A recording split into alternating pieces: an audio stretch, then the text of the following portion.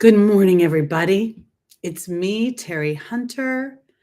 It is Sunday, April 16th. Welcome back to our weekly astrology horoscopes. I'm an intuitive astrologer, and what I'm going to do today is talk about some of the aspects that are coming up this week. It's rather a big week. This video is based on whole sign Western astrology.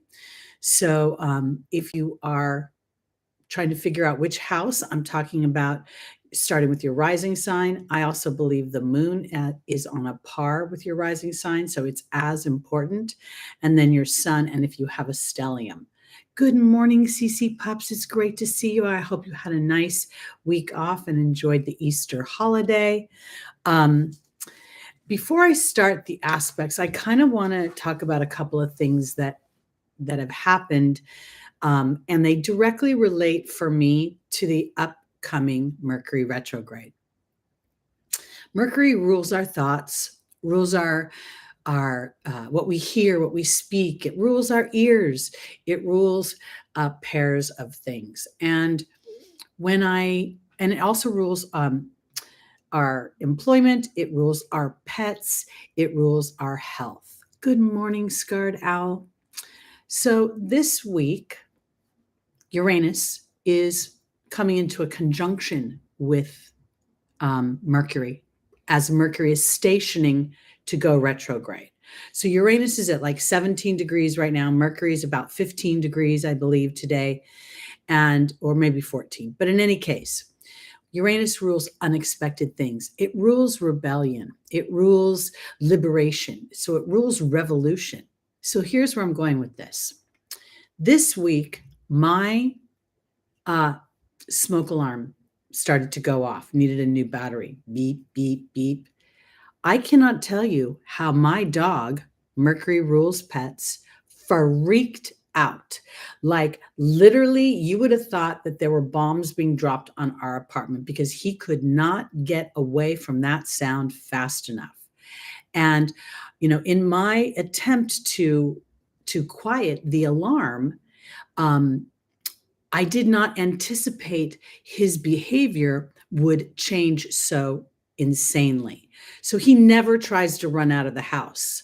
He literally ran out of the house, and I had to dart out. I don't keep a collar on him in the house. He's not chipped because I just don't believe that he needs that. We spend too much time together, and he usually never runs out the door. I land on him and I stop him. But out front is a lot of mayhem. Now, the reason I'm telling you this story is because initially I was like, oh my God, you almost died. Oh my God, oh my God, oh my God. And I completely freaked out. Then I caught myself and I thought, what is the evolved version of this? God and the angels were watching over me. Lucky is fine. Nothing dramatic happened. We were protected. I was able to save him. And there was this whole opportunity to look at this from a place of being protected versus being vulnerable to something challenging happening. I'm saying this because we also have Mars in Cancer this week. And Mars is making a sextile to, oh my God, I couldn't even tell you how I freaked out. But then I caught myself, and I'm still freaking out about it because I'm still talking about it. But my point is this, is that I, during this whole time, was thinking to myself, okay, so Mars is in Cancer, and on some level, on the lowest vibration, creating upheaval in the home place. But on the higher vibration, for those of us that have been really working at being aware and being intentional, I can look at this as, oh my God, he almost died, or oh my God, I'm so protected by spirit. And the vulnerability that I've been feeling lately, and the idea that the world has felt even more angry than normal, in this moment, I have strong energies around me that protect not only my well-being, materially, but also my heart. And so, and I've noticed Lucky's had a very huge reaction to this Saturn entering Pisces. He's a Pisces. And so I think his fears have been stoked a bit. I think has trepidation. So my leadership, my willingness to really pull myself to the side where I'm being supported, that mayhem is not always about trying to pull the rug out from underneath me. Because as we go into this Mercury retrograde in the sign of Taurus, we have it starting off with a tight conjunction 2 degrees to Uranus. So unexpected things can happen, but how do we perceive them? This is where I think we have an opportunity to really step into a new vibration, new frequency of thought that starts to kick in the laws of attraction that then create these opportunities for us to know that we're being protected in the midst of all of this.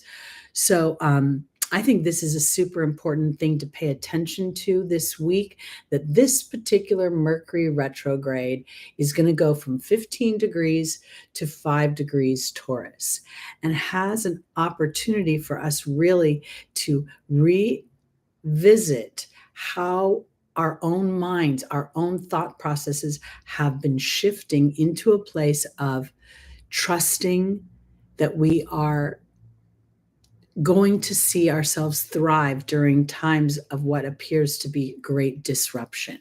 So I really want to offer that to you, as we also are going to have this solar eclipse this week on the 19th in the Pacific, on the 20th in other places in the world. So this 1-2 dynamic, I don't want to call it a punch, makes me feel as if this solar eclipse, and I did a separate video, so I hope you guys will check that out. I did readings for each sign, but I talked about a lot of the aspects that are happening during this eclipse that I think are going to have a 6-month influence. And this eclipse is on 2 fixed stars that are very fortunate. They have the energies of Jupiter and Venus, and also Mars and Mercury. But I think it's very valuable because we've been going through layers of things as we have been going through these last 6 or 7 months. And I really believe that Mars's transit through Gemini for 7 months was all about thinking and revisiting how I show up, how I speak, how I interact with others. Am I being inspiring, or am I just being, brazen and brash? And these are the dynamics of Mars. And Mars is by nature a Plutonian energy, because Mars ruled Scorpio before we discovered Pluto. So again, we're looking at digging deep into our own thought processes so that we can have our thoughts aligned to the experiences that we want to endeavor. And if we can't always see the end of the road where the happy rainbow ends, we can engage in the moment of being aware of what is already working for us. So I really think that this is super powerful and very important. We also have this week, in between Mercury going retrograde, actually Mercury goes retrograde on the 21st and will remain retrograde until May 14th. Then I have, where are my other notes? And then we have the sun entering Taurus on the 20th. And then we have Mars going retrograde on the 21st. So this is a very big week for awareness. The other thing that I want to say about this incident with Lucky is that as a human, and knowing my human imprint of, if I love something, I'm vulnerable to its loss, I have had to go back and recalibrate and trust he's not going to run out the door. He didn't do that willy-nilly just to escape, but rather he did that because he was panicking and he was freaking out and he felt unsafe. And so I really felt like this was an opportunity to remind not only him through my leadership, but myself, that I am safe and I am protected as long as I keep myself aligned to a bigger picture than going into those small details that may feel like they're tripping us up. So I think that's super important. The other thing that I wanted to mention really randomly, because I'm curious if you guys have noticed any of your appetites or tastes have changed since Saturn moved into Pisces. Because when Saturn moved into Pisces, all of a sudden I found myself listening to Beethoven and Bach and Chopin and Mozart and all this classical music. And it's almost like all I can really do is feel a sense of comfort when I listen to that music. So it's really very interesting. It was interesting about the alarms too, because I swear to you, I literally thought we were in a war zone. And Lucky's, what happened was well, I don't want to tell you all the details, but he tried to run into the bathtub. Lucky hates getting a bath. So I should have known something was very dramatic when all that happened. So anyway, he's gotten very sensitive. Right now, he just wants to lay on the bed all the time. It's like Saturn has stoked his fears. And it's weird to watch the dog react to the transits, because I usually don't think of it that way. But I also can't help but think that Mercury rules our pets. So now I have this idea that, because Saturn is making influences to Mars and to, I believe, to Mercury. But that's in the other video. So go check that out. And I did chapters, so you can just click on the little chapters. These are getting fun. Okay, so now I think what we're going to do is start with our readings. And I think this is going to be our last week. Yes, it will be. We're last week in Aries, and then we're going to go into Taurus. And there's quite a bit of activity in these two planets of self and of my skills. So I really want us to take advantage of this new energy with this eclipse, giving us an opportunity to truly plant the seeds of thought that support us, and to be very gentle with ourselves as we notice the wobble between the imprint of where we've been and what we're used to, and what we are endeavoring and what we're trying to root into our everyday experiences. Okay, here we go. Let's start with our Aries. Now we start with the birthday month. For if anybody's new in the room, I want to say hi. Hi, Stephen. Welcome. Hi, Small Wildflowers. I said hi to Scardell. Hi, Thibaut. Good to see you in the room. Hope I haven't missed anybody. Oh no, 2 flat tires back to back. How annoying. I hope you didn't get into an accident. Because that flat, I'm really starting to try to extract the wisdom of the disruptions that are going on. All right, everybody, are you ready? Yeah, CC Pups, I said hi to her. She was the first one in the room. All right, Aries, your tarot card for the week is the 9 of Pentacles. This is a really, really great energy. It has a lot to do with feeling your sense of self, feeling that there is this. When I look at it, it's a very Venusian energy. We see the symbols of Venus on her garb. We see she has a light hand on the pentacles on one side, which means she has an ease and a trust of how she is bringing bounty into her life. She has, not eradicated her demons or her issues, but she certainly has tamed them in many ways and understands them. And she also understands the wisdom of time. The snail in the foreground says something to me about, the Aries sometimes want to just rush into a situation and get it done and move it forward. But then if the universe slows it down, we can sometimes experience something that we could not have imagined that the universe brings into play that sets an easier path for us moving forward. So I really think for my Aries, and I want to offer this too, because again, I did a separate video on the solar eclipse. It's up and available, but Mars is the ruler of this eclipse. So everybody is being kind of asked by the universe to start to incorporate and to stand in the higher vibrations of what Mars has garnished in its wisdom now. I think those 7 months in Gemini, while they weren't easy, they were really about how am I spending my day? How am I absorbing my thoughts? What's absorbing? What am I listening to? How am I interacting with others? And in doing so, it's allowing Mars to be more influential over the experience that he's having, as well as how powerful a leader it can be. So this is where I feel like when I look at this 9 of Pentacles, there's this Aries energy of accomplishment. And even if it's not in the actual material world, it very much feels as if it's on its way. So it may be, I just got the intuitive hit that for Aries, things may be building like this. Okay. So even if you haven't hit the top of the goal marker, you're making incremental, uh, my words, progress towards your goal. So let's look and see, because I also want to say this. I feel like, and maybe, I'm just a delusional, intuitive astrologer, but my ruling planet is Mars.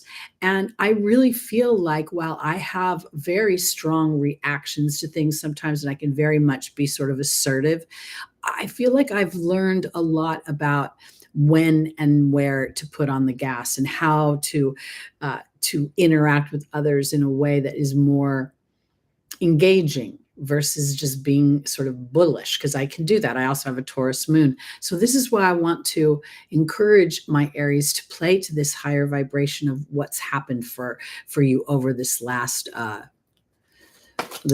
few, I guess the last 2 years almost, I want to say. Yeah, I can't even tell you how that smoke alarm was like. I mean, honestly, you can't get the dang battery out. Like, I don't understand why they make it like they vaulted it in there. It was crazy. Anyway, it's over. Aries, our first angel is Archangel Raphael. The second is Rosetta. The third is Omega. And the final is Ray.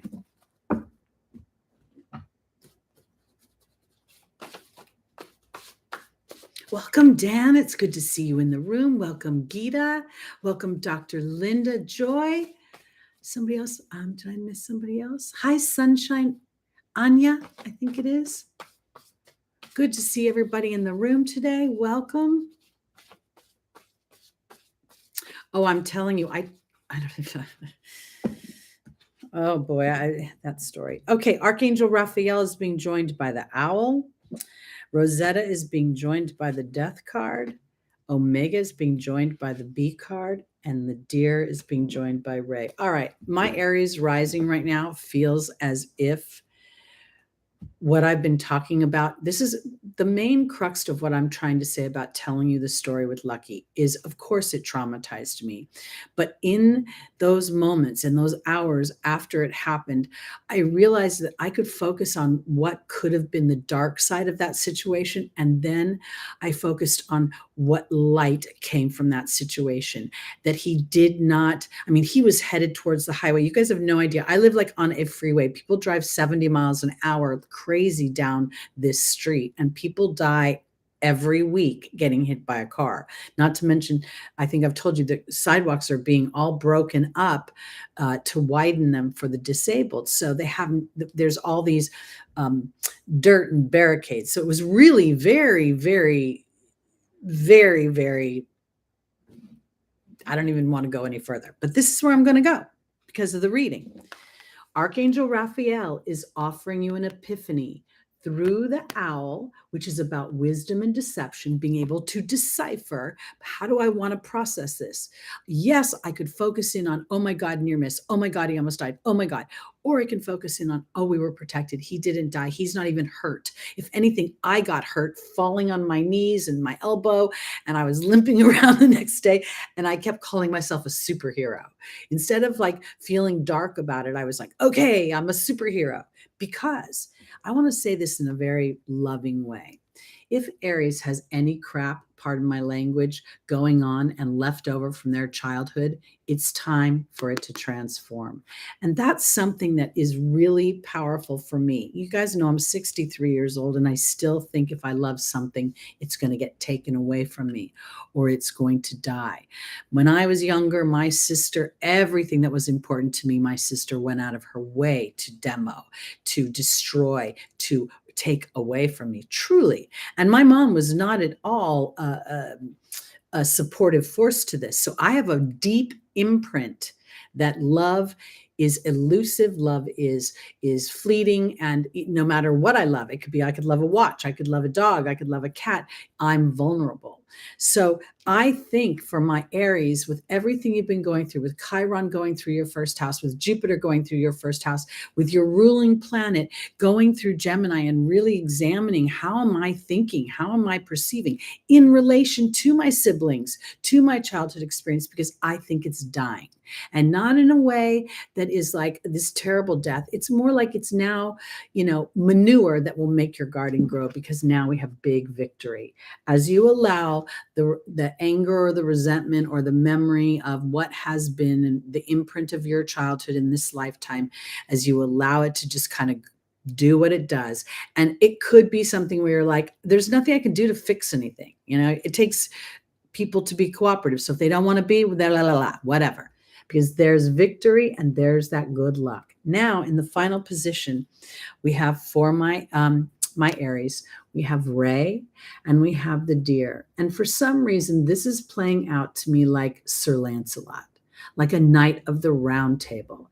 There's suddenly, Aries is more aware of a gentleness and a diplomacy as a result of their connection to the divine, which gives them an epiphany to understand that some of the bad things that happened also were the things that propelled you in a certain direction.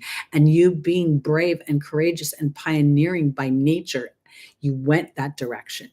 And now you've walked through a couple of years that have really asked you to deepen and to excavate. Remember that Mars co-rules Scorpio. So that's that deep excavation of my own psychology, my own imprint.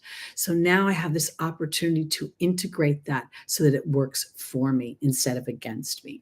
And that's why I told you the story about Lucky, because the extraction was, I'm so proud I was able to feel protected. I'm so proud that nothing bad happened. I'm so proud that I now have another piece of information on how to be a better leader for him. Okay. Let's go on to our Tauruses. And I have to say my mid-born Tauruses around, 15 degrees or so, you guys are just feeling that Uranian energy. Are we singing?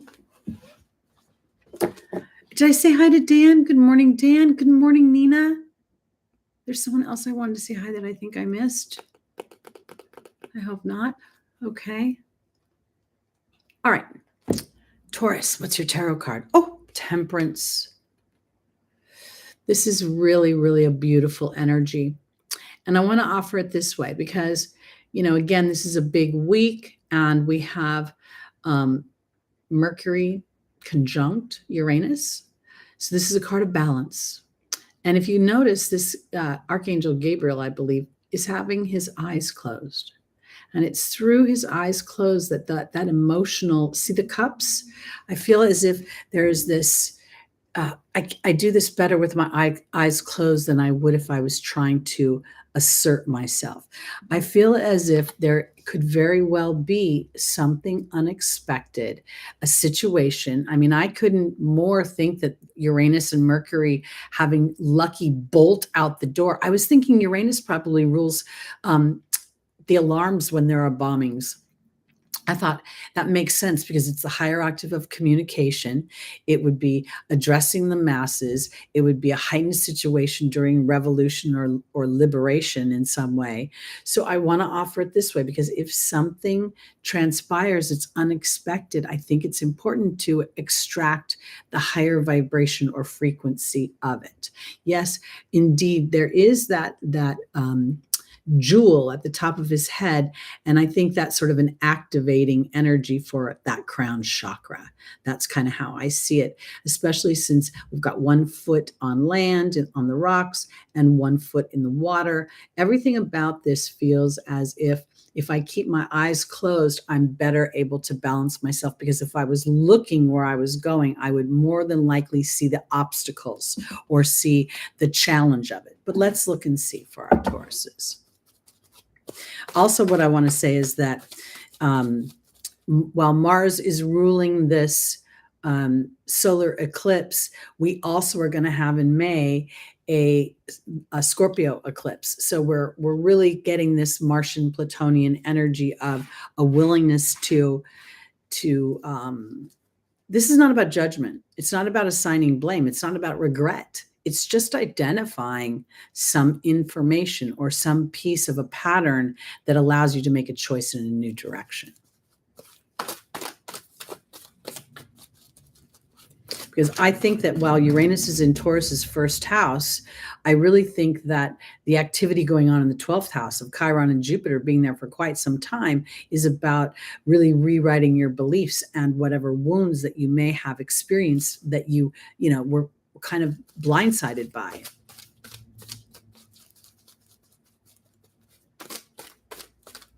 All right, Taurus. Our first angel is Ray. The second is Sonia. The third is Archangel Gabriel, and the final is Vanessa.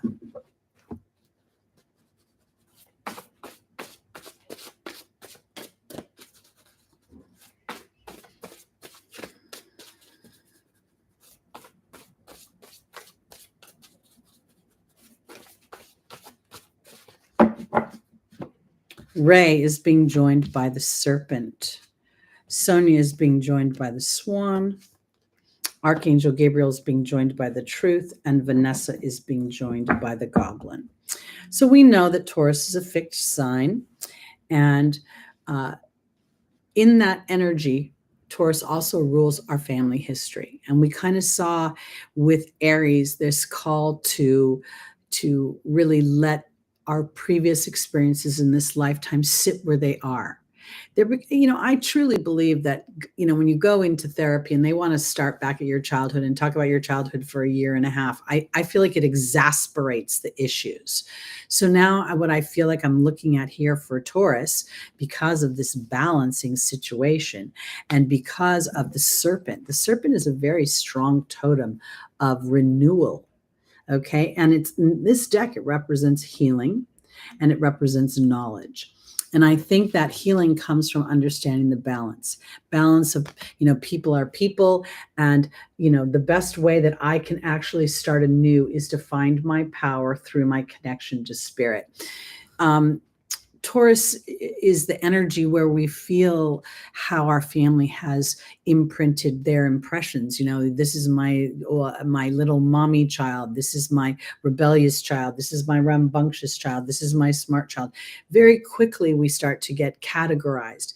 And oftentimes, if that category makes us feel less than, Taurus energy sometimes anchors into that. So I feel as if now is an opportunity through Uranus and Mercury both being together and going back through Taurus being Mercury, giving an opportunity to catch yourself in those repetitive thoughts from childhood.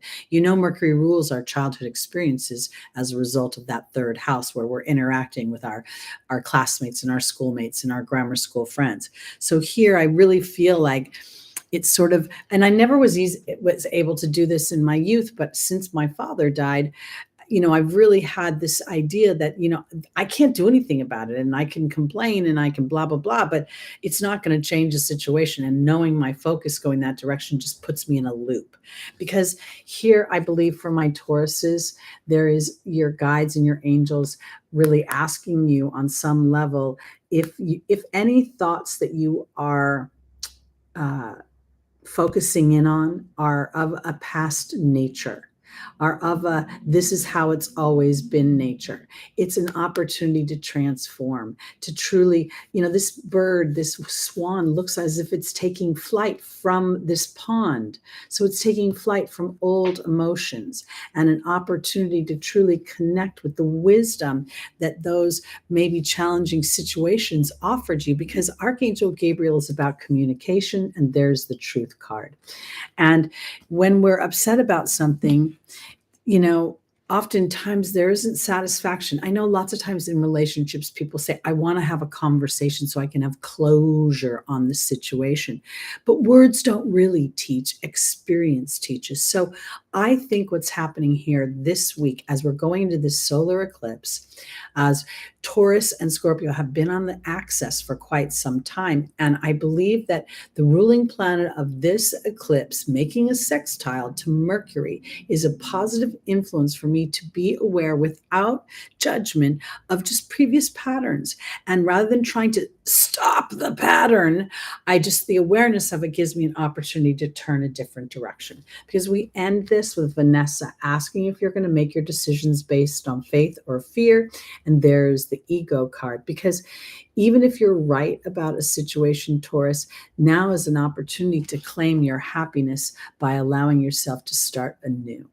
And when I say that, I don't ever think that the chalkboard is brand new. I always think, our lives are like chalkboards. We write a story on it, and then that story changes. And when we erase it, there's still chalk on the board. It's never as clean as it was when it was first used. And the more stories we tell and the more stories we erase, the more residue is there. And we can focus on the residue, or we can focus in on what's standing out beyond it. Because I really think this is a new beginning. And I know we've been talking about a lot of new beginnings, but we had to go through a bit of demolition of the old before we could really start to build on the new. All right, let's go on to our Gemini rising, moon, sun, and stelliums.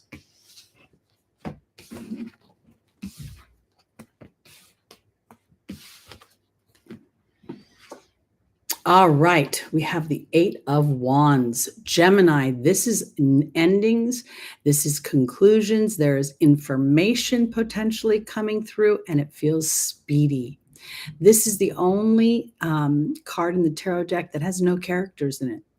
So I'll be very interested to see, because I really have felt that Saturn's move into your 10th house somehow is creating a shift in your public status and what's going on. So hopefully this is going to be good news, starting with the this eclipse, starting a new beginning.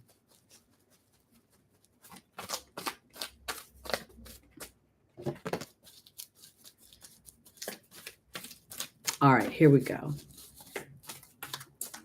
Gemini rising, moon, sun, and stelliums. And, not to mention that your ruling planet going retrograde is really not about I don't think it's about a redo. I think it's about a review. And really sort of looking at, Gemini in particular is sort of like Libra. It's going to weigh the two sides of a situation. And I think that this is an opportunity for Gemini to say, which side serves my heart the best? Because if you're judging something by material security, and yet that material security could actually pinch you off from thriving. So let's see. Gemini, our first angel is Francesca. The second is Archangel Gabriel.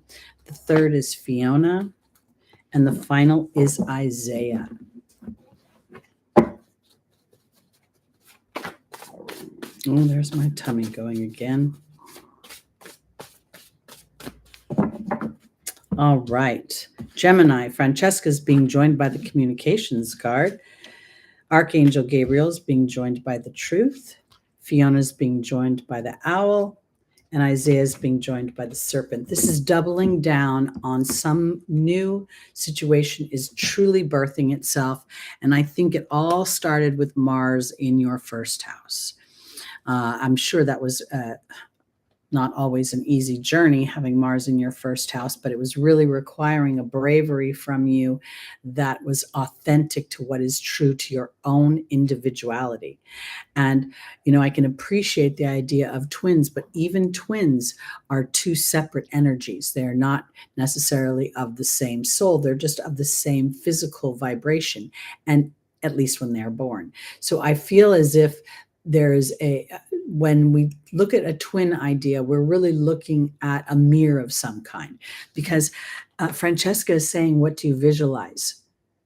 Focus on what works for you. There's the communications card. What do you rule? Communications. Where are we going into a Mercury retrograde? To review the communications that I'm not only speaking to others, and not only how others, but the environmental communications.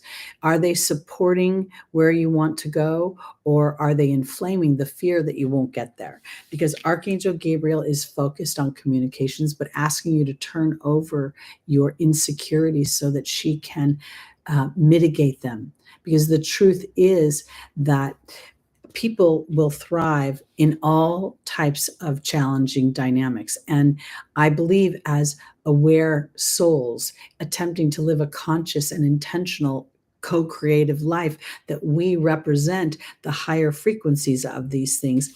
And so when we stand in our truth, we know that Archangel Gabriel can support that truth. And I want to offer it this way, because if there is an ending of some kind coming, that ending could really be the new beginning that you've been wanting and feared moving into, because you were contemplating things from a material place of trying to be secure. And sometimes that security is actually just a big limiting energy, because Fiona says, now that you've asked God and the angels for help, be open to receiving.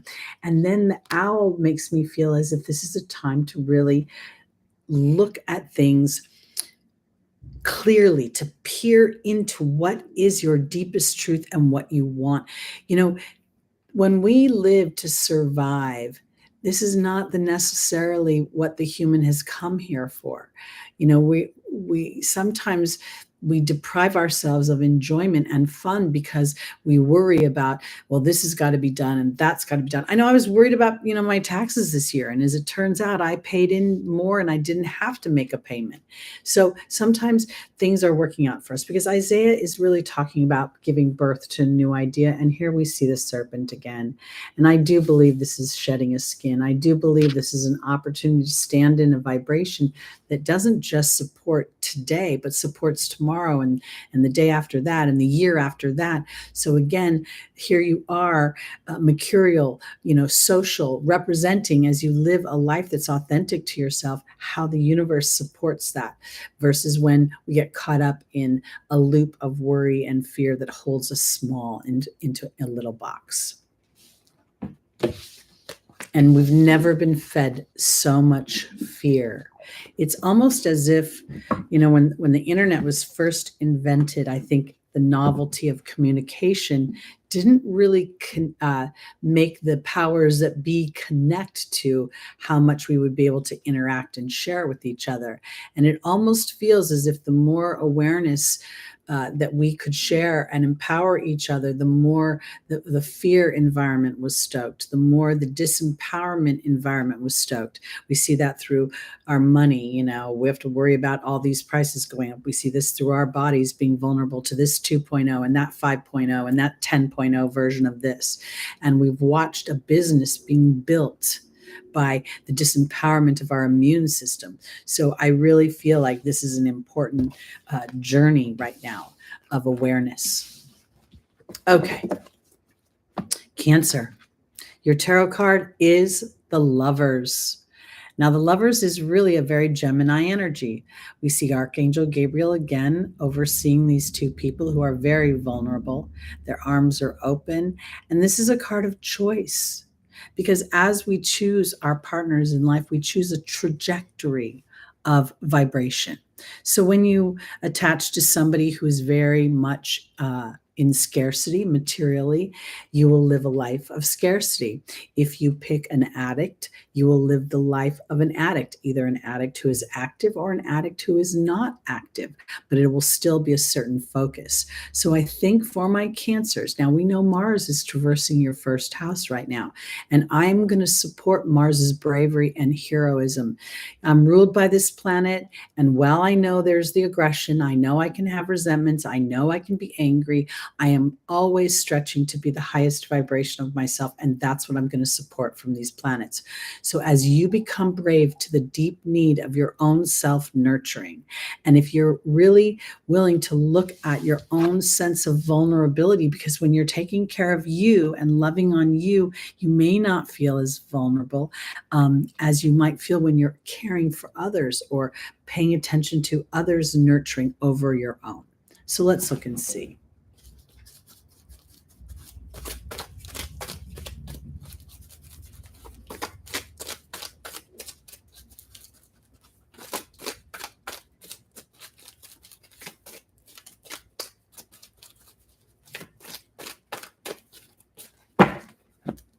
All right, our first angel is Chantal, the angel of love. Oh, Cancer. Oh, I think something's on it. Let's see. We have Maya. We have our Adriana. And we have Isaiah.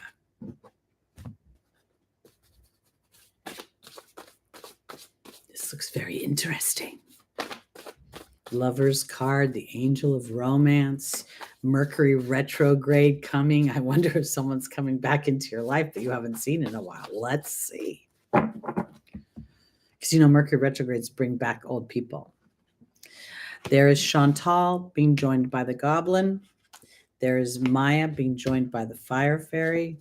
Adriana's being joined by the birth and the rebirth card. And Isaiah's being joined by the new beginning, unstable new beginning. Okay, this is what I want to say. Cancer, when I read for you guys and for Pisces, I always feel like you're just, I love you guys, and I just feel like you're a little soft. That sometimes you get scared and you get nervous and you love a lot. And sometimes when you're loving a lot, the other party gets used to that energy. And I feel like maybe sometimes you get lost in the mix. Okay. So this is what I want to say, because I really think the vulnerability of these people being naked is to trust that you are valuable and will be chosen. And that when you take care of you, that you are actually setting more fertile ground to teach others how to make you feel valuable and feel loved. Because Chantal is the angel of romance, offering either a new romance or the resurgence of romance in an existing relationship. Now we have the goblin. Okay, this is a little bit challenging because this is where we edge God out, where sometimes we get focused in on how we've been hurt. And this doesn't offer the opportunity. This is kind of plays back to how I viewed Lucky darting out the door. I could either have viewed it as, oh my God, he almost died, or I could have viewed it as, wow, he's safe, we're safe, he's fine, nothing terrible happened, my knee will repair itself. Because I feel like this is about Cancer standing in alignment with the truth of what they want from a lover, and not let your ego tell you that it can't happen or that your experiences have proven some sort of story. And that's why I love this solar eclipse, because it's really in Aries, giving you an opportunity to be brave about what you want without looking too far behind you. Because the opportunity, this is Maya, the energy of schooling and education. And this is the fire fairy about positive energy and about passion. And I feel as if you've been being led towards a situation where you're rebirthing yourself in a way that says, my passions, the things I want are important to me. And I want a partner who supports that within me. Because, here we go, Cancer, very much the nurturer. You hold up the Zodiac, you're at the very, very bottom, the IC. So here, Isaiah is saying it's time to give birth to new ideas and new situations. And then we have the newness of the novice. And I don't think this is an unstable beginning as much as it's an opportunity to tell yourself a new story.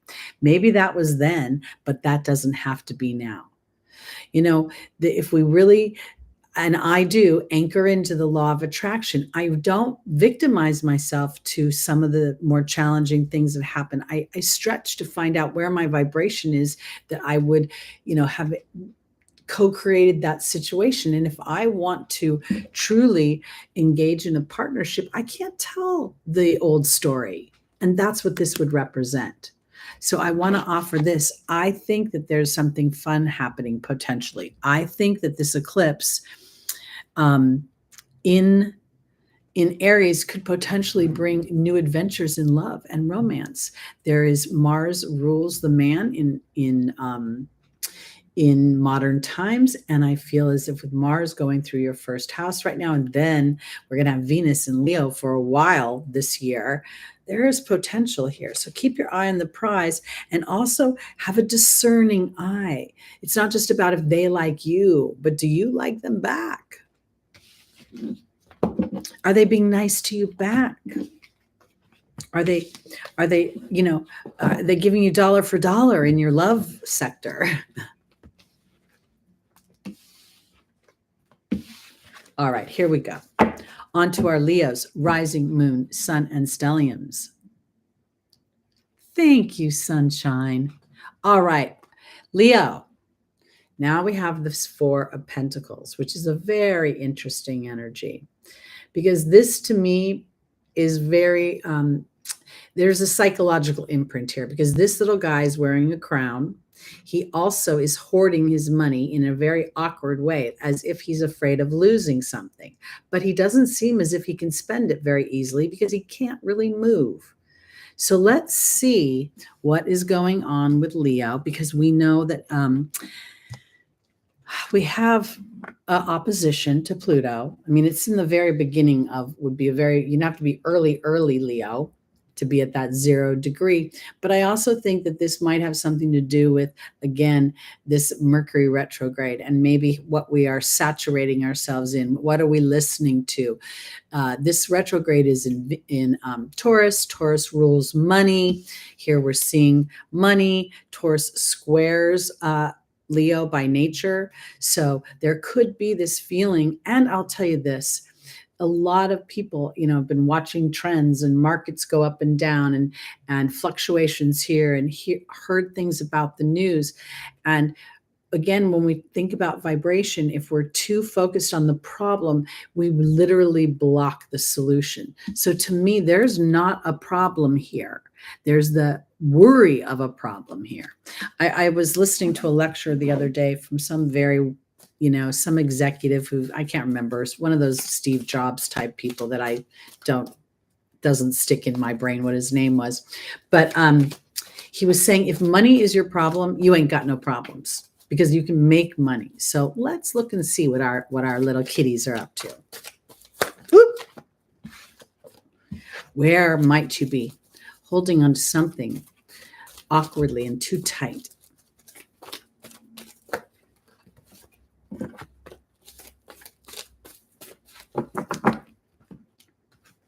Our first angel is Seraphina. The second is Merlina. The third is Akasha. And the final is Archangel Raphael.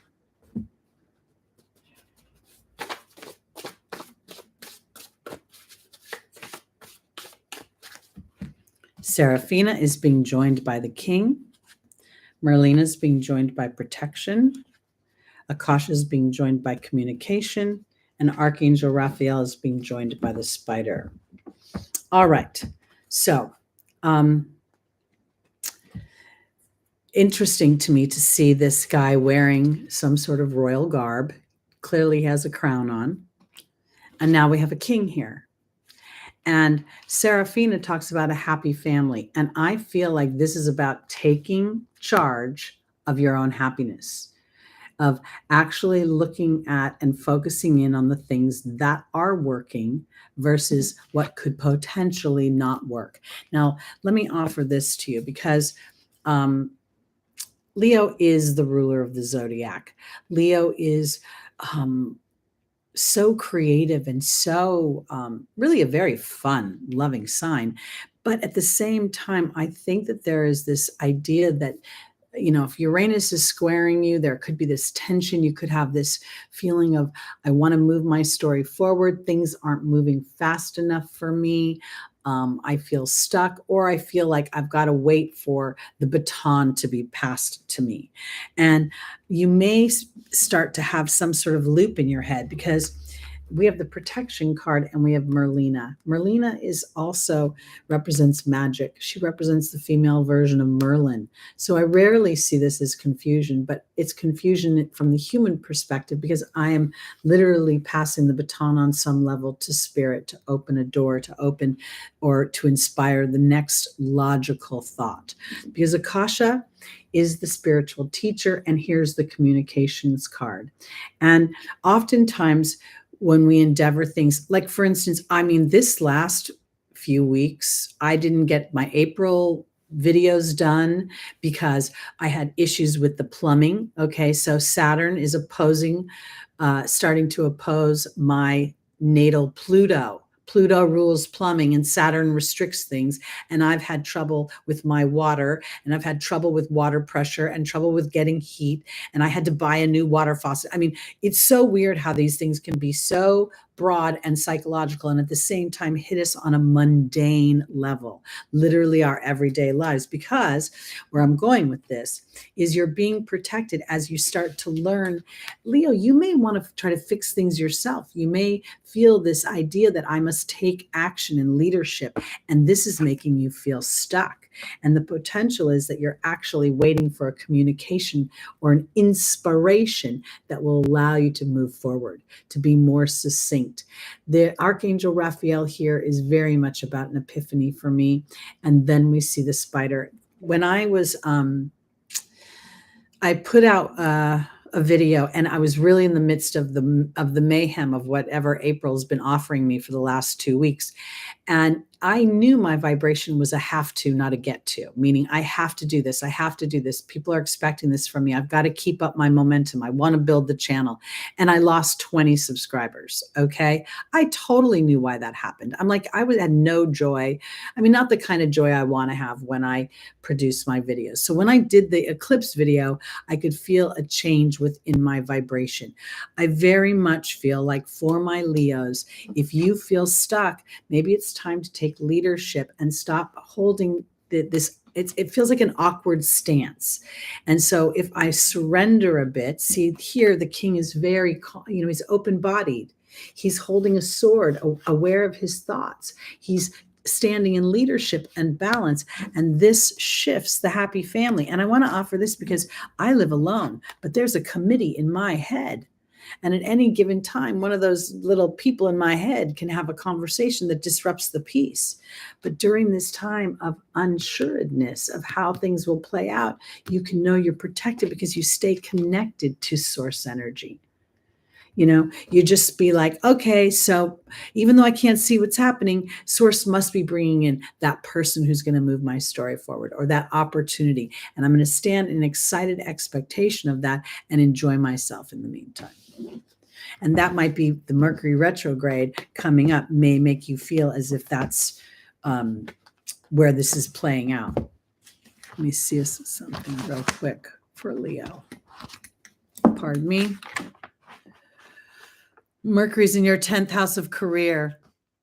So now that makes more sense to me because this might have something to do with moving your story forward career-wise. But just because there is not movement doesn't mean things aren't moving. It just means you can't see them moving. And being a fixed sign, you're going to want to see something in the material world. So you'll know which way to go. And this is the time to feel from your heart. All right, on to our Virgos. The Hierophant.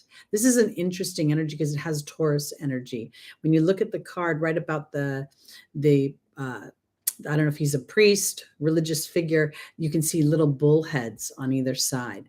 So I kind of add that to my interpretation. So here we see the Hierophant representing my beliefs. It represents religion. It represents the Supreme Court. It represents authority in some ways.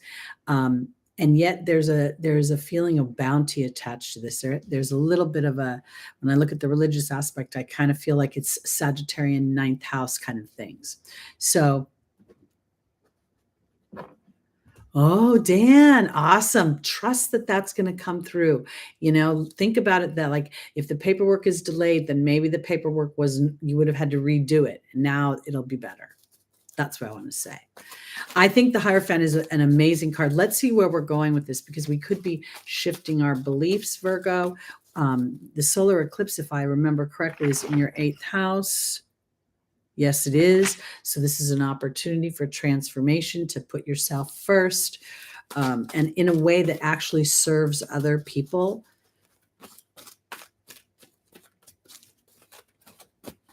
All right, Virgo.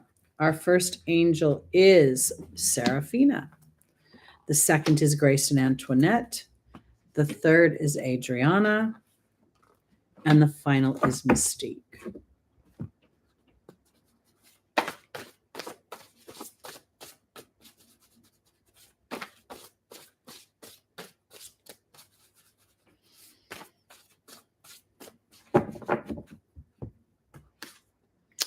Seraphina is being joined by the Earth Fairy. Grace and Antoinette is being joined by the King. Adriana is being joined by the Queen. And Mystique is being joined by the Joy card. All right, Virgo. I got to tell you, something very fun and exciting, I think, is going on here. Now, if we think about the idea that the eclipse is in your 8th house, my cheat sheet. No, yeah, it's in your 8th house, and Mercury retrograde is in your 9th house.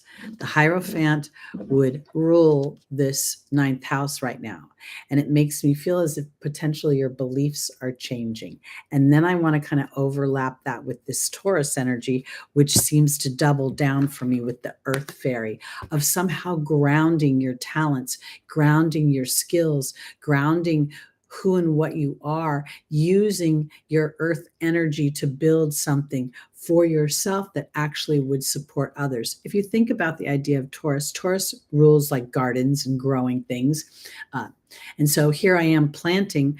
I'm not going to eat all my bounty alone. I'm going to want to share it, because Seraphina is telling me that as you ground into what it is you want to create, it actually serves many around you. Here's the king again, and I can't help but notice that sword being, it's interesting. This particular sword has a cover on it.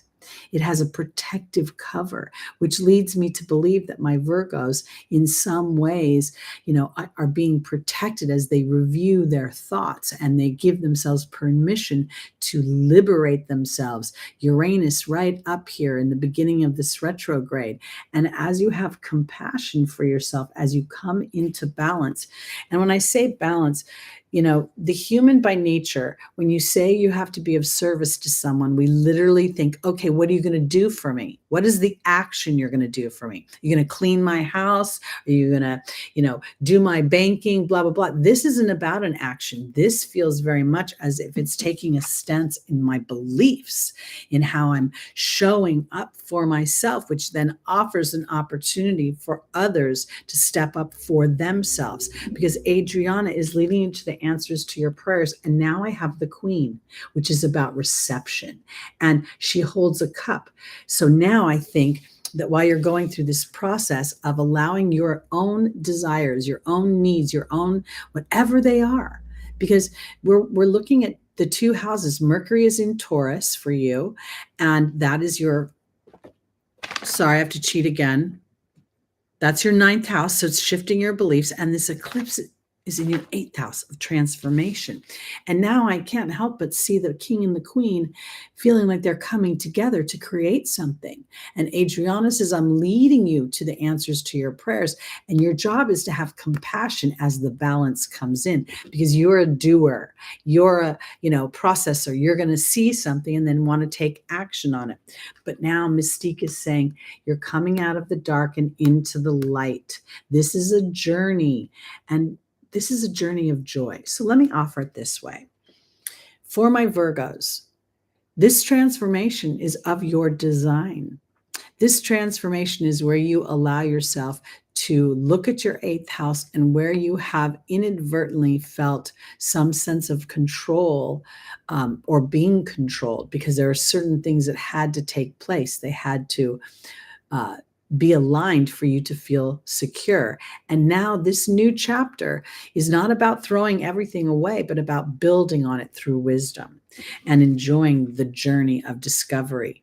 Because this is what I want to say too, that sometimes when I'm feeling the most vulnerable, Spirit will give me what appears to be insignificant opportunity to feel protected. And the more I collect those insignificant small moments, the more they add up to a big moment. And then when a big moment comes in, it feels more viable to me, and I'm able to root into it and move my story forward. All right, let's go on to our Libras.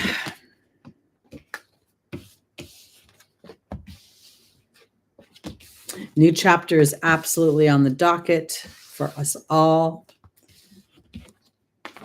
I was watching my Ancient Aliens last night, like I like to do, and they were talking so much about astrology and about, it was a bunch of repeats, but I just love it. They were even talking about crystals and crystals being alive, and just felt like we're really seeing this coagulation of what used to be separate. This is occult, this is science, this is magic. This is reality. I feel like somewhere they're all commingling to create this beautiful rope, this lifeline for us to experience much better, more high vibrational things. Libra! Holy moly. Expect the unexpected, Libra. Here's the Tower. To me, this is absolutely Uranus. Some people associate it with Mars, but I don't. There's the lightning bolt. There's the royals being blown out of their tower that was built on cold ice. So let's see where this is going, because I don't know if you remember, but so often in my young years, when I was exact hairy eyeballs, when I was young, every time I got like a girl that would go to the club with me, ride or die, because I've been so perpetually single my whole life, she'd end up getting a boyfriend and then end up getting engaged and getting married, and I would always do readings and pull the Tower for them. So I've always associated that with some sort of unexpected good thing happening.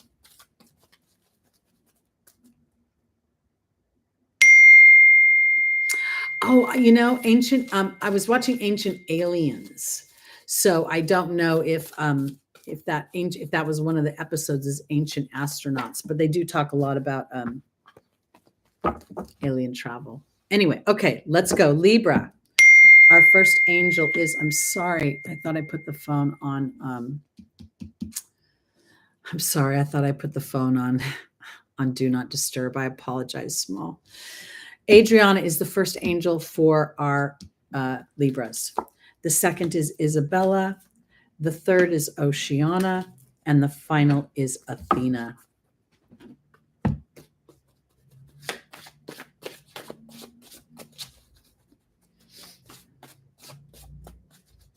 The Tower can also represent Uranus. I mean, when I say Uranus, I think of the internet, the 11th house.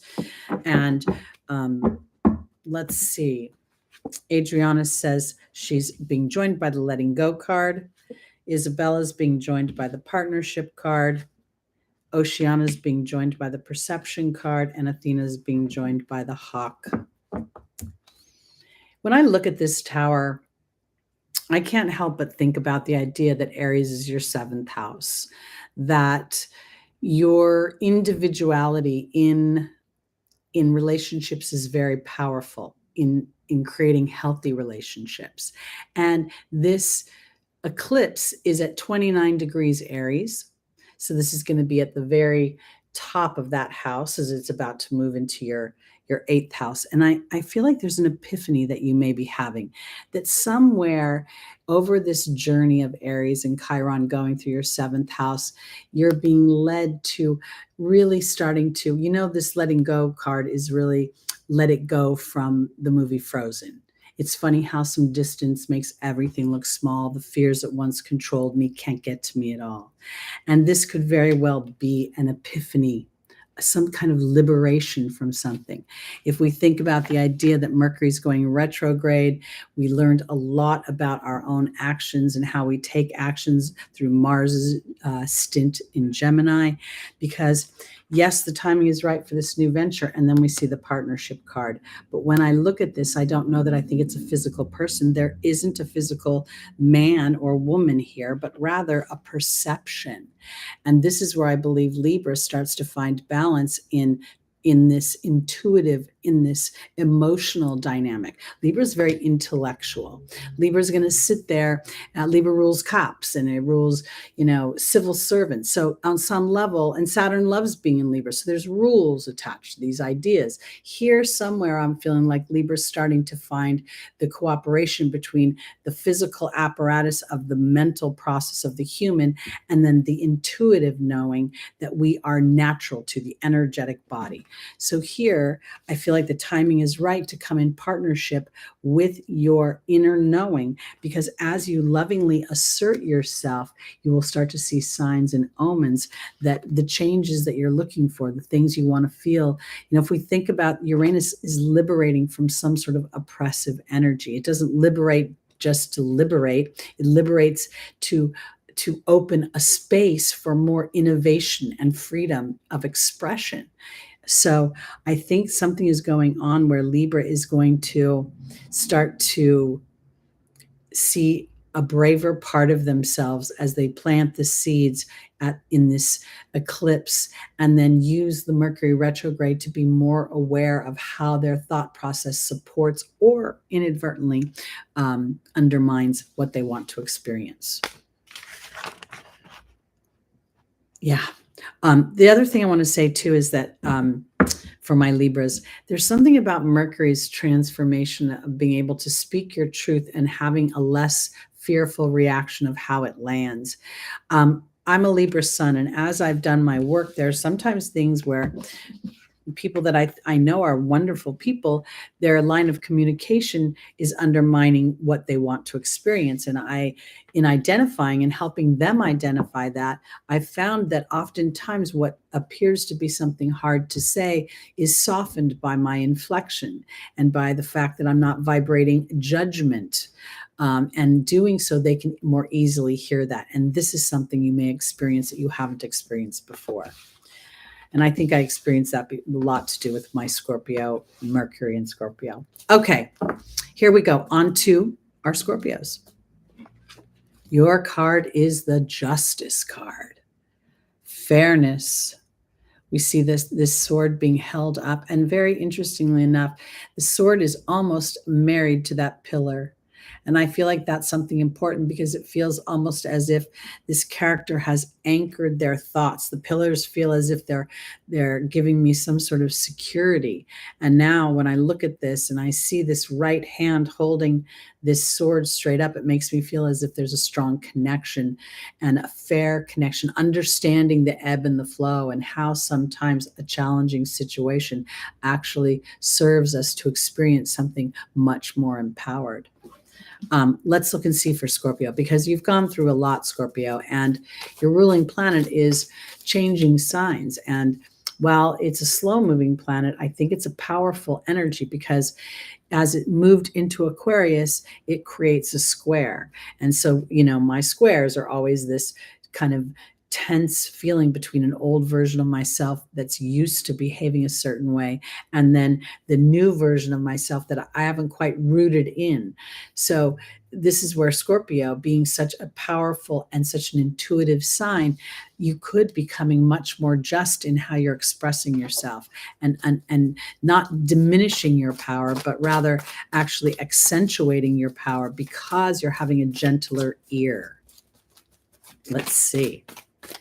Would have to be gentle because justice would be gentle and fair. Our first angel is Oceana. The second is Omega. The third is Azure. And the final is Serena.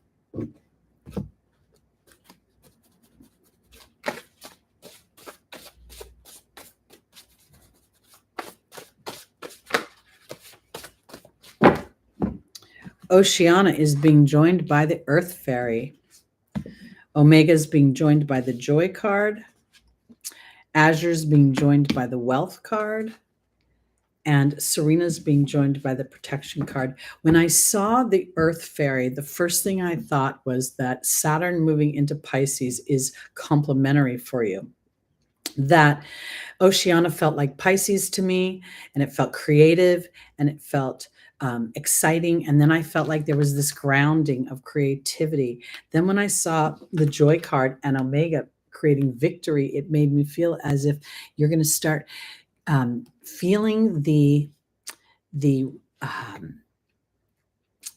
excitement is the way I want to put it, of what you've been intending to create or what you've been intending to transform.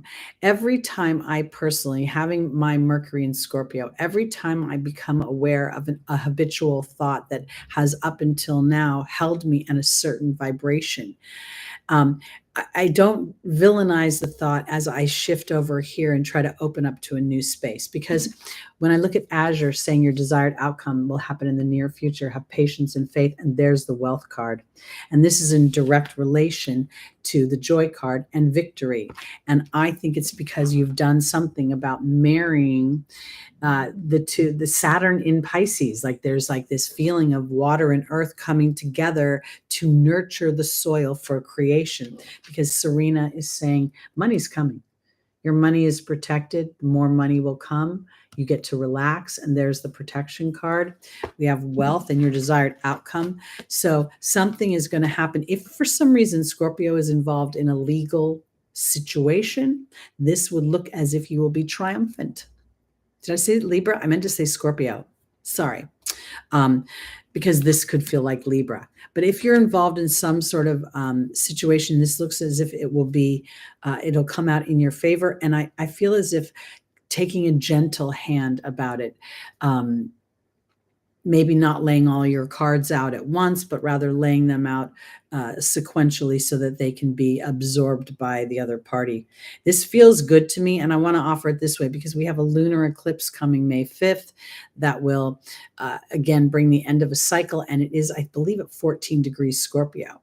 So, and that's going to trigger the eclipses that were happened back in the fall, I believe it was fall, winter of 2022. So something is coming back around, and now it's going to come out to be fair and just, and we'll see it culminate. All right, let's go on to our Sagittarius. Bam, bam. Okay.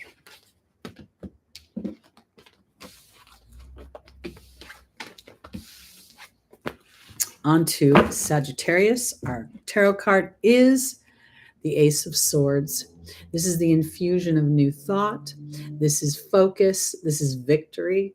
There is this sense of commune with the other side. When we look at these majestic mountains in magenta and purple, there's so much divine inspiration that is in this particular energy, the Ace of Swords. Now, when I was learning the tarot, they would always say that the swords were struggle and strife.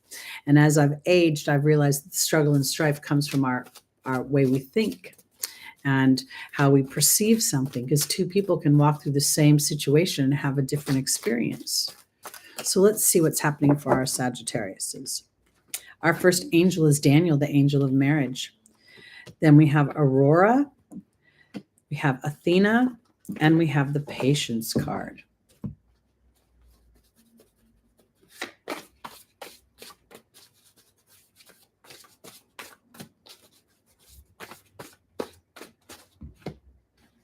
Daniel's being joined by the Wasp. Aurora's being joined by the Fire Fairy. Athena's being joined by the Protection card. And Patience is being joined by the Burden card.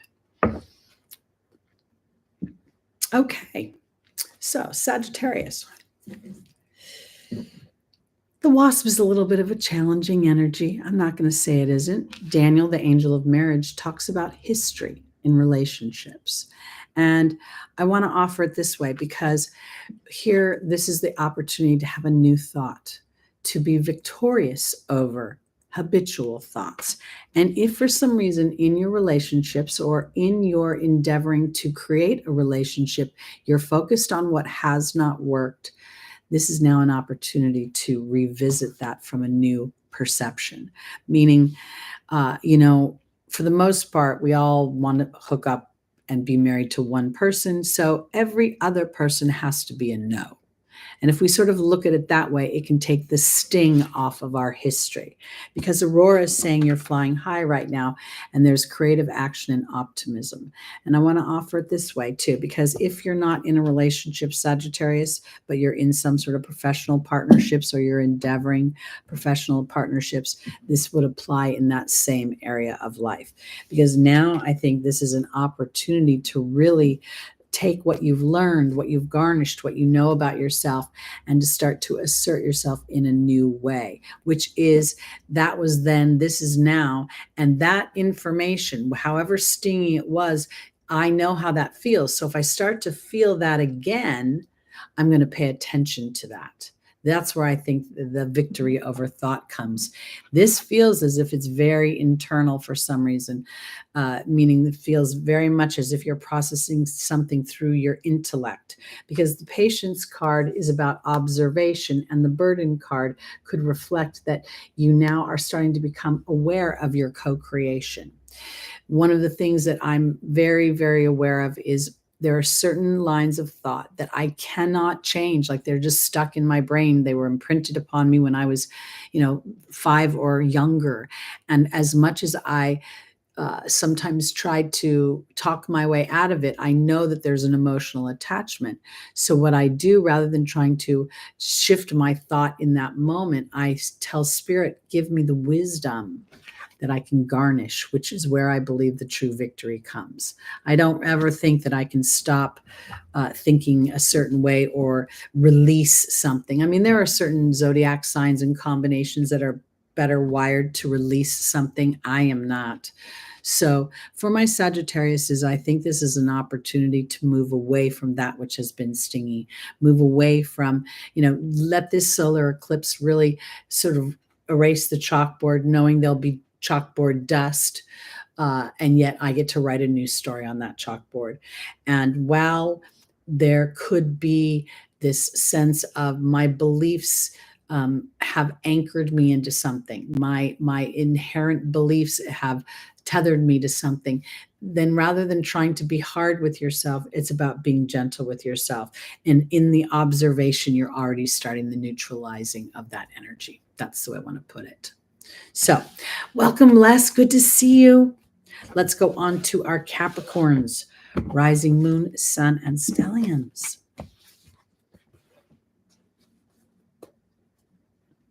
I find so hard to release things, Stephen. I feel like it's a resistant energy. So I just really try to shift my focus into how to turn that into a tool, which is why when I was talking about what happened with Lucky and him running out the door, while I was scared about everything, I knew he wouldn't do that naturally. I knew that it was stoked by an unusual situation. I felt very protected. And as I inventoried those things, it helped me to move away, release, because I incorporated. All right. Sorry. Let's go on to our Capricorns. And we have the individualization of the Seven of Swords. This is a very me card. This is I'm leaving the crowd, I'm leaving the herd, and I'm taking what I can carry, and I'm out. And I feel like this is a real reflection of Pluto's transit through Capricorn, meaning I've been really rewriting my thoughts, and in a way that really starts to take the higher vibrations of Saturn and apply them so we can start to feel the reward. How do I say that? Yajini?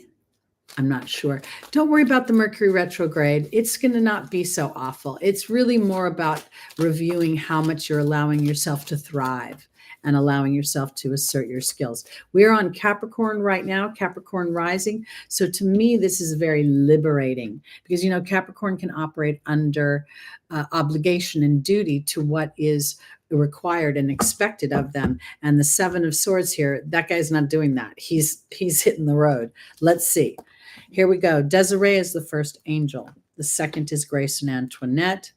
The third is Ray. And the final is Archangel Michael.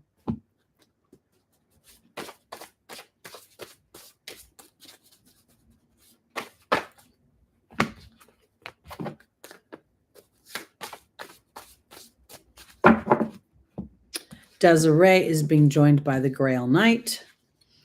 Grace and Antoinette is being joined by the Perception card. Ray is being joined by the Joy card. And Archangel Michael is being joined by the Communications card. So I want to offer this because for my Capricorns, I really believe that this is a great spread for you because this is an opportunity to take your leadership, to take your ability to build wealth and to build it in the material world and to remove yourself from old antiquated structures that actually suppress your abilities, that actually put you in a place that has not served you. Because up until now, conditions have not been favorable as Pluto has transited your first house to give you an awareness of what is truly important to you, what is sacred to you. Because, in its most unconscious energy, Capricorn will very much devote itself to something that is building for someone else. And it will take its ethics and its hard work, and it will applaud itself for that, but it may not always create as much bounty initially. Because Grace and Antoinette is about having compassion for your changing perception, which is why I think this is an opportunity for you to start to take these new, innovative, and revolutionary thoughts you've been having and start to incorporate them into your 3D world, because your connection to spirit, this is Ray, is offering you so much more joy as you have compassion for yourself, as you shift beyond, or maybe you shift more quickly than those around you immediately. And, when you've been in a position of, let's say you're the boss, right? And, your people are used to you paying them regularly, and then you have a misstep, you lose a client or whatever the case may be, and you find yourself in challenge. Capricorn will hold that to themselves, and they'll continue to provide for the other people. And sometimes you don't feel that balance of their loyalty or of their trust that will move past this. Because I think when conditions have been unfavorable, this has been about teaching you what's really important to you. And I think it's about delineating where that obligation makes you feel proud and where it feels like an anchor. Because Archangel Michael is asking you to have the courage, and there's the communications card, to shift. And I think that plays right back to the Seven of Swords, to take your revolutionary and newfound thoughts and connection to spirit, or the new frequency that you're feeling, the new vibration of that, and allowing that to transform and to be the new framing for your life and for your mind. So as you're walking through this solar eclipse this week, you're planting the seeds. And I feel also there's a sense of relief here. Okay, you can see the guy is smiling. Now, some people think this is the energy of a thief. Okay, I'm not seeing it that way today. I'm seeing it as individualization. I'm seeing the seven reflect the 7 year we're in, the 7 full moons we've had, the idea that the 7 represents review and reflection from a place of intellect, fairness, and balance, like Libra. And here, if for some reason you have been over delivering, or you've been overly obligatory, or overly following the rules that don't serve you and have been undermining your own success and happiness, there's going to be a shift. And it's going to start first with the way you feel about yourself, what you're saying to yourself, and that could be the whole Mercury retrograde, is really reviewing what's working for you and what isn't. And rather than taking action, it's about the identification of that and then allowing for inspired action to come through. All right, let's go on to our Aquariuses. Rising sun, moon, and stelliums.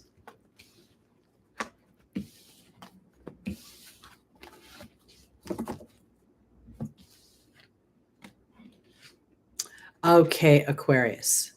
Now, Pluto just entered your first house, and I would imagine that it can instill a little bit of fear, because I have the 10 of Swords here. And this is a very, very dramatic card. It is a card of overkill. It's a card of too much. It's just overdone, and it's really not an easy energy. And I want to offer it this way, because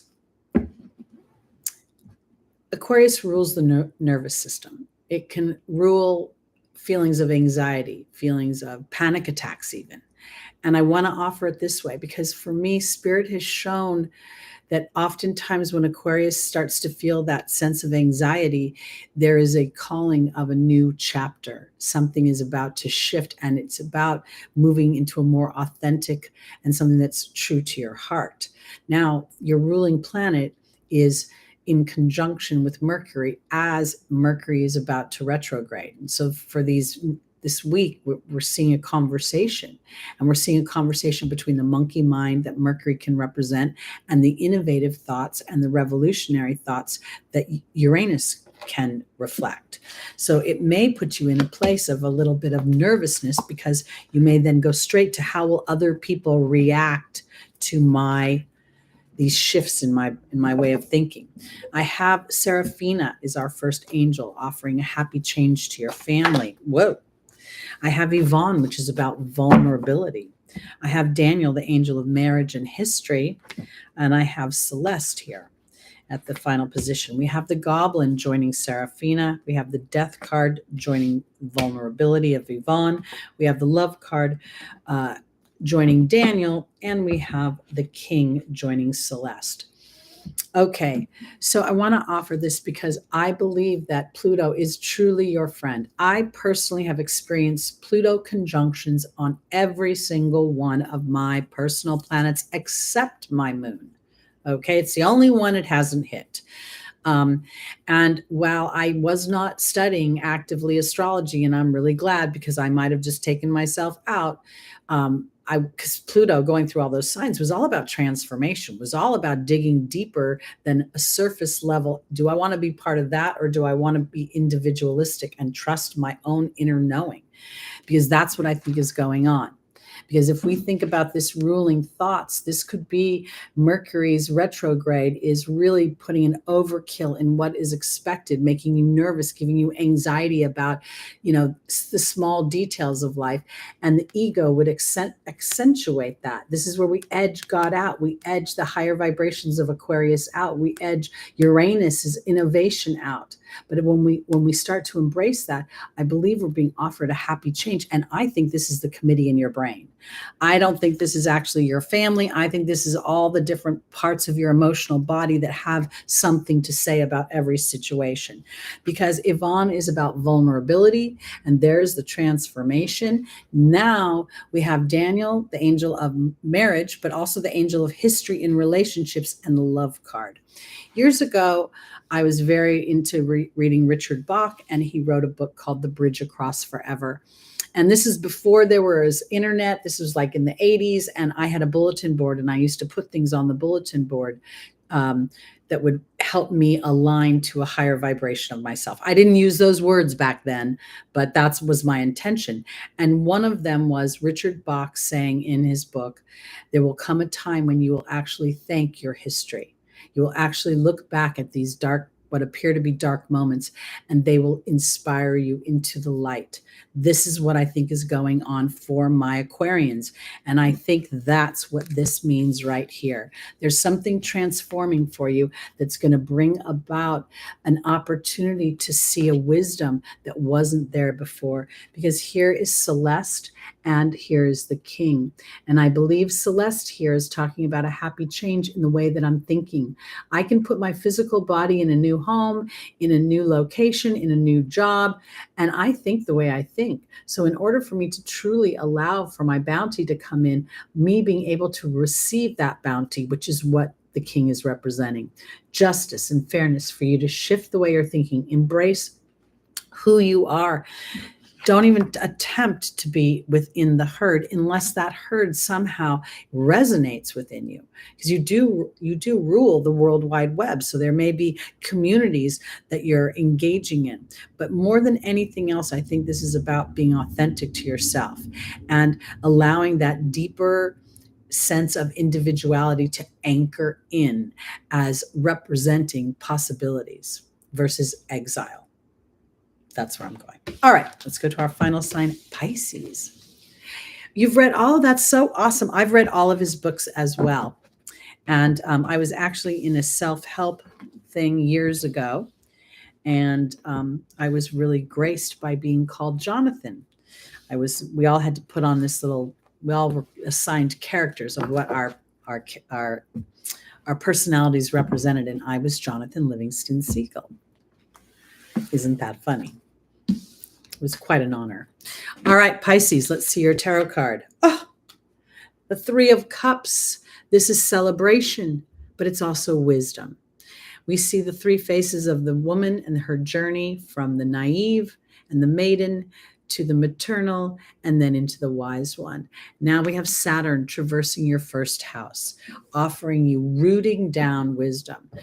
Saturn, I got to tell you, this first stint of Saturn at the beginning of Pisces has not been easy for me, and I love Saturn, but I always know that the first time Saturn enters an energy, it somehow always kind of rattles me a bit, and then I start to understand the wisdom that's underneath it all. So let's see where we're going, because I think that more than celebration, this might be the incorporation of the wisdom that you've garnished, and that there will be harvest and bounty to be gained as a result of that. I love that. Learn to fly. I was watching the seagulls the other day, and every once in a while, I feel like I'm always the one at the top, the highest one. All right. We have for our Pisces, Indriel, the light worker. Then we have Oceana. Then we have Akasha, the teacher. And we have Layla.